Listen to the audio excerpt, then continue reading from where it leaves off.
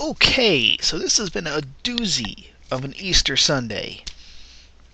We've had both The Walking Dead season finale, and just as that ends, there's also Game of Thrones, which is why this is coming out a little late, because I didn't get to do my regular recording, because pretty much as soon as I did my Game of Thrones, Walking Dead, and then Talking Dead, I had to catch up on the Game of Thrones as well, so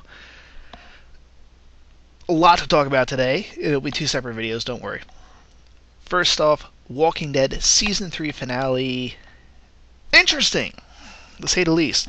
Different, obviously, from how it happened in the comics.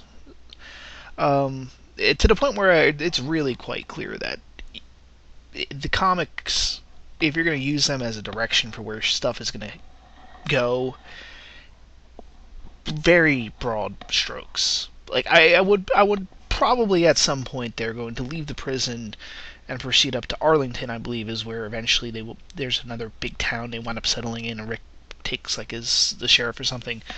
That probably will happen eventually. But wow, did not call it. I was certain that Glenn, Maggie, or the governor were going to bite it. All three of them lived. The actual battle was pretty much a big letdown, though. I feel like they could have done more with that. When they showed the final, the assault on the prison. Like, yeah, there was some cool stuff when they had the grenade launchers blowing up stuff, but then, really, when you think about it, other than, and we'll have to get into this, Carl's one killing, I don't think they killed anyone. Like, Glenn and Maggie opened fire, and they were like, it's out of Monty Python. In fact, I guarantee you, if I go into YouTube and search, somebody, if it's not up there, somebody is editing this right now with the whole "Run away, run away" from the Holy Grail. If not, somebody listening to this make that video where they assault and they do the line, "Oh, run away, run away." Because it's pretty much how it happened. They threw like a couple of flashbangs, they ran out of the prison, and then because Glenn and Maggie opened fire, I don't think they hit anybody, piled back into their trucks and fled. And the governor is like, what did some of those guys think? I mean, I know they're not soldiers, but they're survivors at this point. Even though I think we kind of established, okay, the governor's actual henchmen, the guys he's been using to do all the dirty work, have pretty much been exhausted at this point. You got Ortiz and the one black guy who I don't think they've named yet. He might have like a credit and a name script-wise, but I don't think he's been actual like in the series named. I think those are the only two guys he has left that are normal. His normal guys that do the dirty work. So okay, you can make the excuse that the rest of this Woodbury militia is everyone that maybe occasionally serves on the wall or normally stays in town and does whatever their other job is. Still, they survived the zombie apocalypse. Like, they had to do some stuff to get to the point where they're at Woodbury. You figure these guys have grown a little bit of a spine. Like, yeah, they have like some festivals and fun and stuff, but they're still in the apocalypse. There's still a lot of hardships. So you figure these guys would have had a little bit more balls. I don't know. It may be a little bit more of a firefight would have sold it on me. And I think also made me feel like more this was a climatic showdown. But I think it was important thematically for the writers and such that they didn't do that. One, to kind of show the Carl killing. What did you have to talk about that? I mean, so Carl pretty much flat out kills, I forget, that's not the asthma kid from earlier. I'm trying to remember. If it is, okay. If it is, okay, big point there that this has just been another kid, almost like Carl drafted in. If it wasn't, it would probably be a very similar circumstance. Or was the asthma kid killed last episode? Whatever. Anyway, he's scared. He's running away. I don't know what he was thinking. How did he get that far away from the rest of the group? But very obviously surrendering his way. By the way, when he said drop the gun, he probably should have actually, put the gun on the floor. don't do that. What he did, even though it was quite, hand nowhere near the trigger, basically handing it to Carl there, and Carl just flat out shoots him. And they did say this on the Talking Dead, but almost like right after that happened, I went over to my mom and was like, "He's Governor Junior," because in my household, literally everyone, actually pretty much everyone in my extended family even watches this movie. This is our family show, is Walking Dead. I'll get on Facebook and I'll put little last week it was like, Meryl, no. I immediately put on the on Facebook, and my cousins immediately start responding. That gives you an idea of what type of family I'm from. We all get together and watch zombies. I digress, though. But yeah, Little Governor Jr. And I think that's going to be an important part to probably next season, where they're going to show, this world's creating governors. Are these people so detached, and really now it's become Rick's mission. They talked about this a little bit in The Talking Dead, where he can't be, we kind of talked before about how he's kind of rejecting the survival, he was becoming like the governor, and he can't do that. I think now even more so, he's going to be actually kind of somewhat taking up the governor's original cause, which is to reestablish kind of civilization. And I think he's seen that what they've been doing, surviving is not surviving. You have to become civilized. It's the important thing. That's what a civilization does. Get out of the state of nature, because it's not a really nice place to be, and in the end, it's a bunch of really stupid people getting killed for really no reason at all. And civilization, for all its faults and for all you can claim, it's been, it's contrivances, it's perhaps,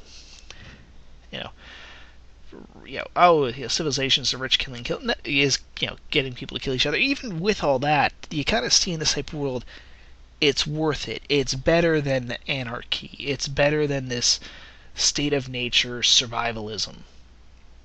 Because it doesn't matter. I'm going very much into Hobbes here. If you have no idea what I'm talking about, get an education, my dear sir or madam.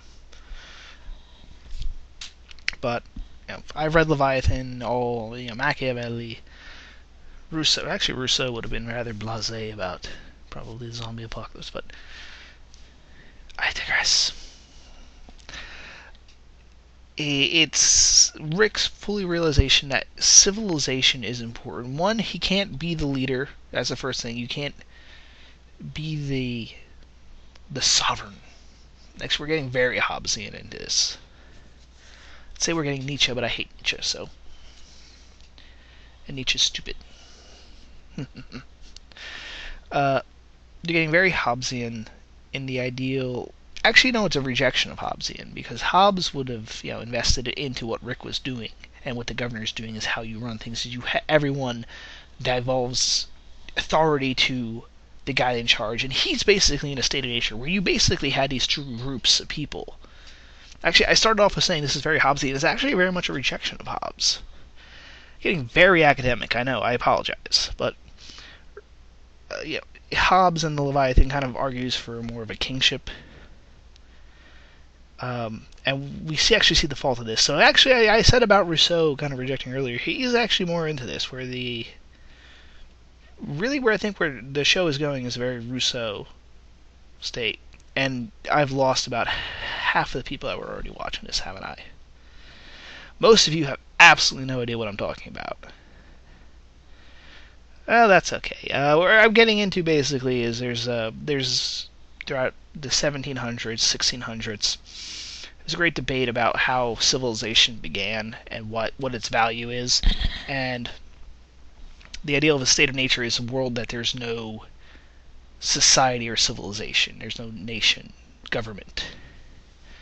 And the basic assumption almost of all the various writers is that at some point people decided, this is not a good thing. It's better actually to get into a civilization and establish rules, decorum, all this fun stuff. Yeah, it's a pain in the ass sometimes, but we're kind of seeing in this show, this survival stuff does not work. Because even if you're the strongest, you can still get killed.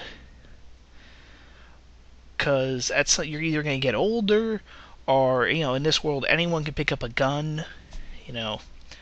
Carl could kill anybody at any time. Just because you're big and strong is not going to guarantee you survival. It's really not even survival of the fittest. So that's what this show is kind of really, I think, going into a direction of. And I think Carl's going to be the picture of it. We've seen Rick has gone down this very, survival, this group, not helping out other people, and he's kind of seen that he's turned his son by, him doing all this ostensibly to protect his son. He's realized he's created a monster, a person willing to kill, a person that's just like the governor. And thus he sees he cannot be that. He has to show and set the example that it's helping people, that it's creating a community, and it's not just survival. It's about civilization. It's about decorum, rules, respect, because in the end, that's a better world to live in. It might have its bullshits, but those bullshits do not equal up the bad shit that happens in anarchy. And therefore, you better take that little bit of bullshit, because if you don't, it's a whole semi-truckload of shit. And there's my contribution to state of nature philosophy. But no, I think that's where we're seeing in season 4, and why and Rick took the survivors in. One, because Rick is not like the governor. He was going crazy like the governor, but he recovered, and he recovered mainly actually probably because he had people to fall back on. He had a kid. He has 2 kids. The governor did not have that to fall back and snap out of it. He had nothing but it. If it wasn't for the fact that there was Carl and Little Ass Kicker, he probably would have been just as nutty and willing to kill as the governor has become. Which, by the way, we gotta talk about that. The fact that he just kind of I was expecting him to shoot 1 or 2 of the people to kind of get them it's called decimation. Yeah, people have plenty of times heard the term decimated. It means 1/10 killed. Well, in Roman times it meant if the Romans were performing poorly, then they would draw up lots, and people would be divided up into groups of 10, and one person out of that group of 10 was to die by the hands of the other 9. And after that, it's so stiffened or resolved, it goes into a whole psychology thing, that they fight much, much harder next time. They feel they have to. So the idea of him decimating the ranks, killing a couple of people, and getting them, hey, this is real shit now. That's what I thought. Instead, he fucking unloads on the entire fucking group. Which are just taking it back. It's a mess. And it's funny because they're all armed. I guess, again, they talked about this in The Talking Dead, where it was a moment of shock. You have this person who you think is so cool-headed, all this stuff, and then all of a sudden he just massacres everyone. And he literally at that point then kills a huge chunk of his remaining population. I think they said it was 60, 70 people total at Woodsbury. They've suffered now probably about, we had 8 confirmed dead from last episode. They said 5, so that's 13 right there out of a population of 70. I think there's 1 or 2 others, so you're almost looking right there at almost a third population loss. And then you've got at least 20 people dead from this incident. That's half your population. It actually looks like it might be a majority of the population. I didn't think there was that many bullets in the AUG-12, but apparently there are. That's the gun the governor uses. I think it's the AUG-12. It's the AUG, but I forget the number they assign it. I'm sure this Stern AUG, whatever. It's an Austrian firearm. I'm sure there's going to be gun enthusiasts there that's going to point out the exact derivative he's using. Feel free to. More facts the better. But yeah, I was really surprised he was able to pull that off. I mean, he's pretty much he had to get 1 bullet for every person there. Because there was still a good chunk of people. There was at least a clip's worth. I guess no one got shot twice. Because I didn't see him reload at any point. But you've seen him devolve, and ironically, you see it almost as a switch now at the end, where the governor has become the outsider. He's that rogue element that Rick and the group started off as. That small group of people that are outside of the main civilization. So it's very interesting how that has happened, and we have no idea. I think a lot of people were expecting the governor to die. We're going to see what's going to happen next season. How that's going to pan out.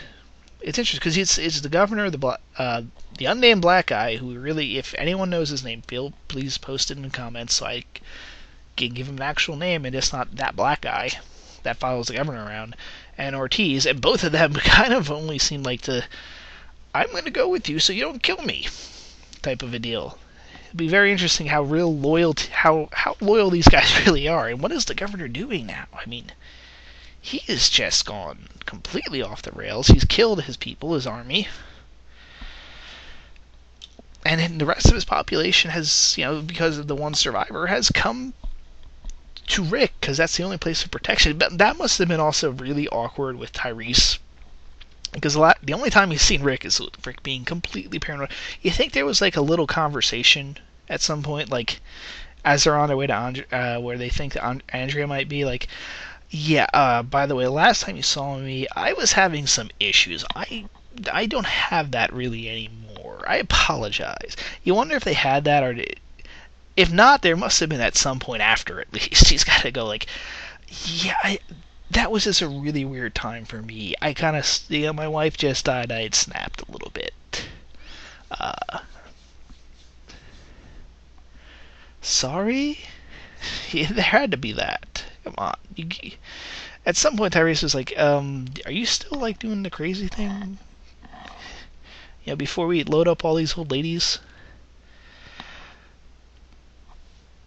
But yeah, so they take them all. Tyrese. I was expecting Tyrese to join up with them eventually. Everyone kind of knew that. It was just a matter of how. So I'm glad that happened.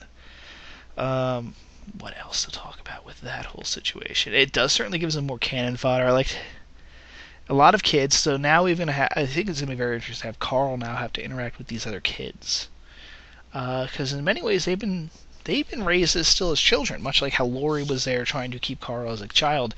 And at least Carl had earlier Sophia. There was another kid for him to be a kid with. And Carl's been now having a full year in a very harsh environment with nothing but adults,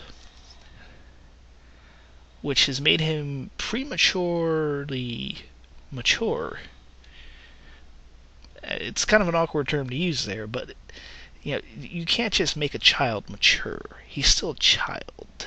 So he has this weird issue. So he's got to have to get his humanity back, because he's interpreting adulthood and these adult decisions still with the mind of a child. He's got the veneer of an adult, but he's not really a full-fledged adult.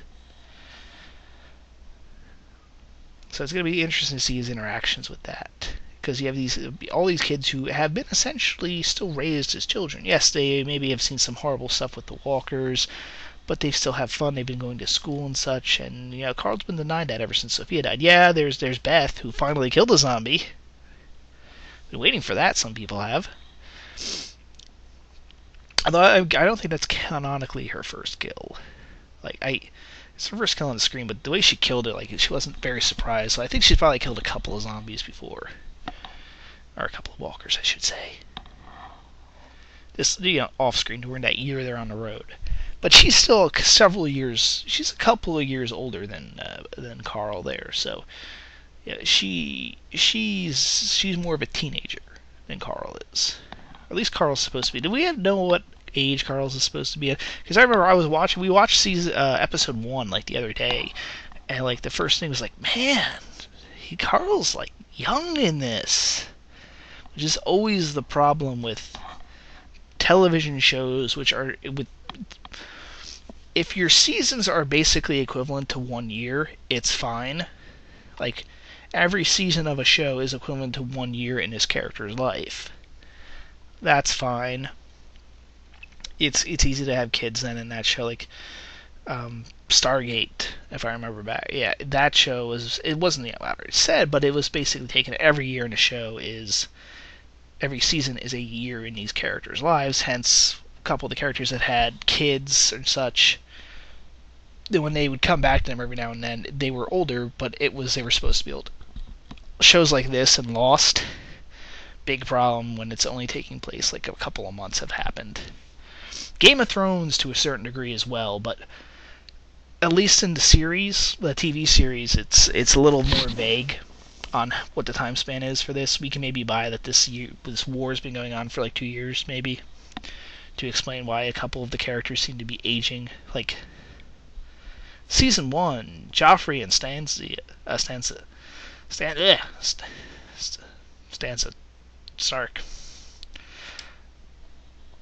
I almost took it like they were supposed to be 13, 14, which I think they are supposed to be in the books. They pulled that off well, but now they're very clearly older teenagers, so at the earliest. But again, I digress.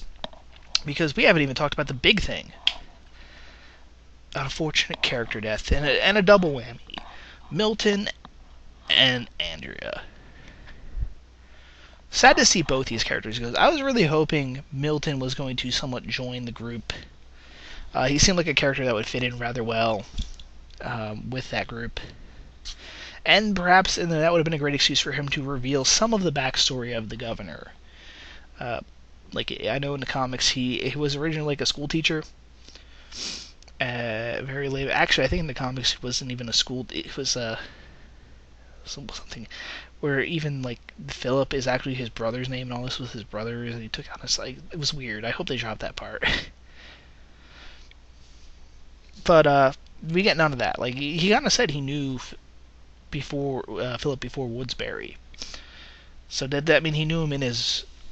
Still interested to know what that means. Like, did he know the governor before Woodsbury, but after the zombie apocalypse, like he was one of the original residents? Or people that helped him form it? Or did he know him actually before the apocalypse happened? Interesting. Anyway, very sad to see you go, but he still kind of goes out helping and doing his thing. Goes out honorably, like,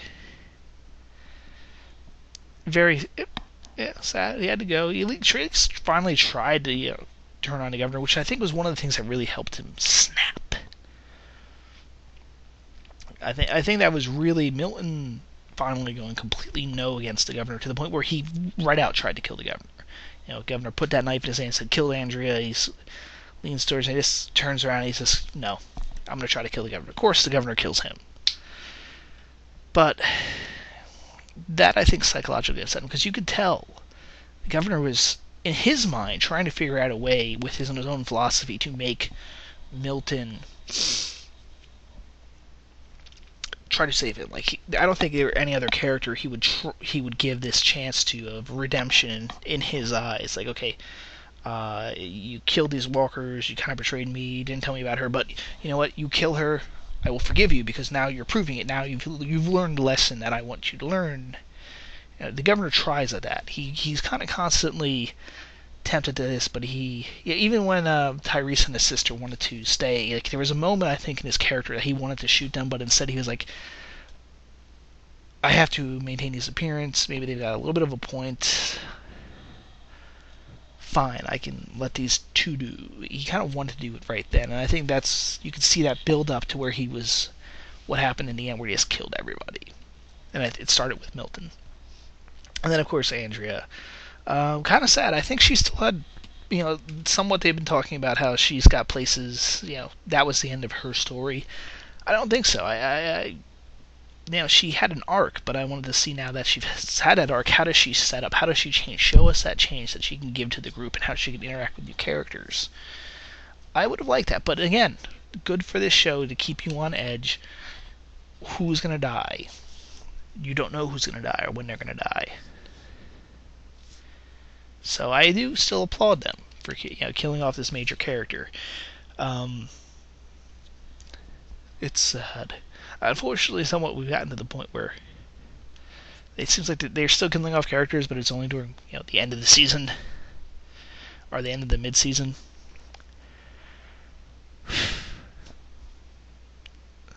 And very sad to see her go. Like I said, I personally felt there was more they could do with her character, but they kept me on edge. It was a decent death. Fortunately, I guess the governor was right. Milton was going to have to kill her some way.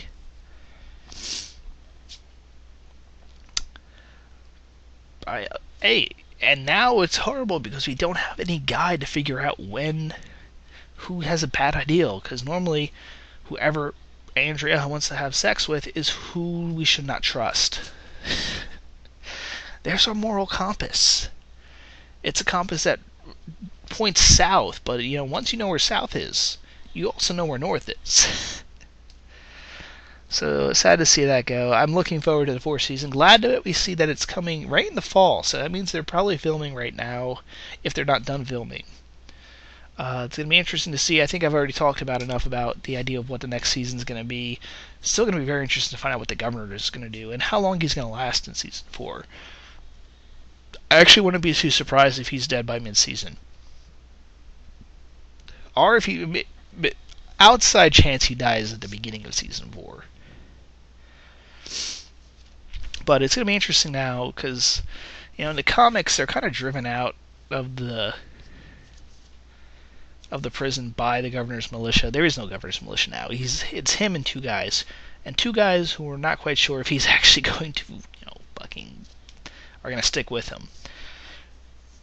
It'd be kind of stretching that he all of a sudden rallies a new army together in this world, or if he becomes very much like the pariah, like person that kind of chases him down and is just kind of completely nuts,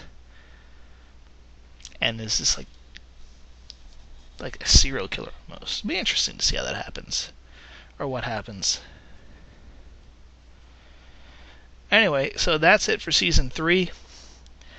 Overall, great season, certainly the biggest epic yet, and it brings a certain escalation element, because as we've kind of seen in this season, the walkers really aren't the problem. These guys have become so good at killing zombies and so used to and adapted to the zombies, the walkers, they're really not the threat anymore. It really comes back to the fear of the living. They can keep walkers, not an issue. These guys kill walkers like nothing. Like, remember the early look back at season 1, it was like, oh my god, I had to kill one of these things. It was tough. Not so much anymore. Now they kind of, unless it's a giant herd, they really don't have a problem with these guys. To the point where they're rather blasé. There's one like a couple of feet away. They're like, yeah, he's not going to be a problem. I was going to ignore that walker. So it really becomes the people issue. So that's all I have to say. I'm sure when we get more information on season 4, like a trailer or something, I'll be back to talk about it. But that is it for now. Oh, there was one other thing. Michonne has grown on me throughout this season. Remember, at first I was very cautious about how she was going to come across, because I had felt like, sometimes there's stuff characters can do that are cool in comics, but it doesn't translate well. And I was kind of worried that was what was happening in this early on. I was not very much attached to Michonne early on. I didn't find her a very good character or whatever. It felt like they were trying too hard. She's grown on me. I like her now. She certainly feels, and partially because they humanized her a lot. So it's now, she has won me over. Congratulations. So that is that. Enjoyed it. If you like the review, please subscribe, like it, share it on whatever, spread the word. More views the merrier. Now, if you don't mind me, I have to go record my review of the beginning of Season 3 for Game of Thrones, which you should check out on my channel. It will be around. It should be pretty much uploaded simultaneously with this, so check that video out too if you're curious about that series. Hasta luego. Signing off.